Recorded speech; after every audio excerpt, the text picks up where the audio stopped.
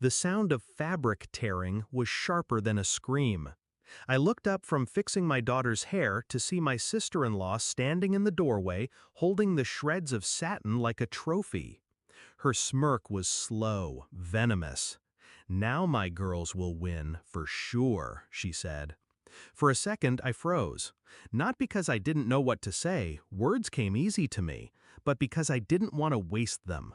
My daughter's competition was in hours.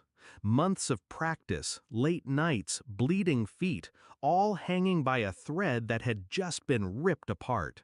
I turned to my daughter, ready to find the right lie to soften the blow. But she beat me to it. Her eyes, calm, almost amused, met mine. "Mom," she whispered, leaning close so only I could hear, "relax." Then she tilted her phone, showing me something that made the corner of my mouth twitch upward despite myself. The dress she destroyed was a decoy. 6 months earlier, I would have never suspected my sister-in-law of something so petty. She was loud, competitive, and allergic to sincerity, but she'd never crossed the line. Until the last regional competition.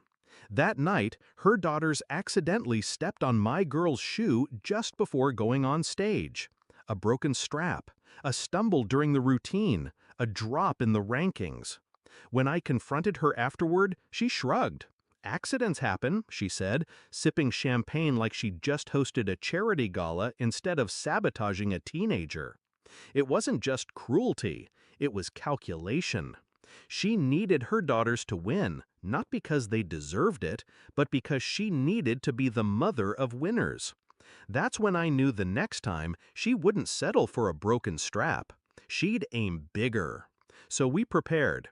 My daughter and I found an old competition dress at a thrift shop. Similar cut, similar color, but made of cheap fabric that looked elegant from a distance. We tailored it to her exact size. She wore it during rehearsals when we knew my sister-in-law would drop by. The real dress, a custom piece my daughter had designed herself, stayed in a garment bag under lock and key in my car. We didn't tell anyone, not my husband, not my friends, not even the other moms in our circle.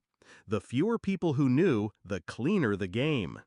Now, in the cramped dressing room, I looked from the shredded fake dress on the floor to my daughter's raised eyebrow. My sister-in-law was still standing there, waiting for the panic. "Oh no," I said flatly, picking up the ruined fabric. "Guess that's it then."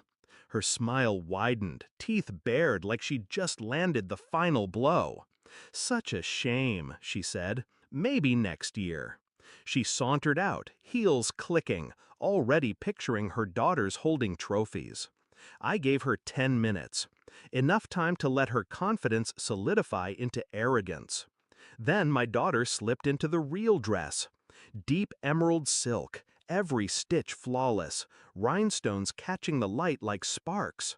Her reflection in the mirror made my throat tighten. Not because she looked beautiful, though she did, but because she looked ready. When we walked backstage, the whispers started. Word had spread that her dress was destroyed. My sister-in-law was in the corner, laughing with a cluster of moms, her daughters stretching behind her. The moment she saw my girl, her laugh caught mid-breath. The color drained from her face, replaced by something raw. Confusion, then realization. "Nice dress," I said as I passed her. "Shame you didn't get to see it sooner." She didn't reply. Her jaw was locked, her nails digging into her palm. The performance was electric. My daughter danced like the stage belonged to her, and it did. Every turn was sharp, every leap defied gravity. When the final note hit, the applause was instant and thunderous.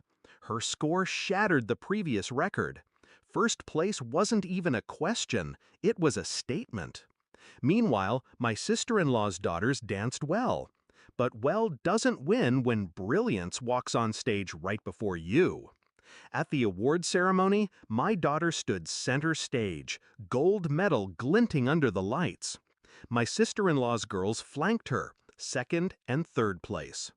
The smile my sister-in-law gave me from the audience was the kind you put on when the camera's rolling, but your world is crumbling. Later, in the parking lot, she cornered me. "You think you're clever?" she hissed. "No," I said, unlocking my car. "I think I'm careful." She stepped closer, her voice low. "You humiliated me." I met her gaze, calm as my daughter had been hours earlier. "No," I said again, "you did that yourself. You just didn't plan for someone who plans better." Driving home, my daughter was quiet for a while. Then she turned to me, grinning. "You didn't even look mad when she ripped it." "I wasn't," I said, eyes on the road. "Because anger's a waste when you've already won." That night I folded the ruined decoy dress and put it in a box. Not as evidence, as a reminder. Some people think victory is about being the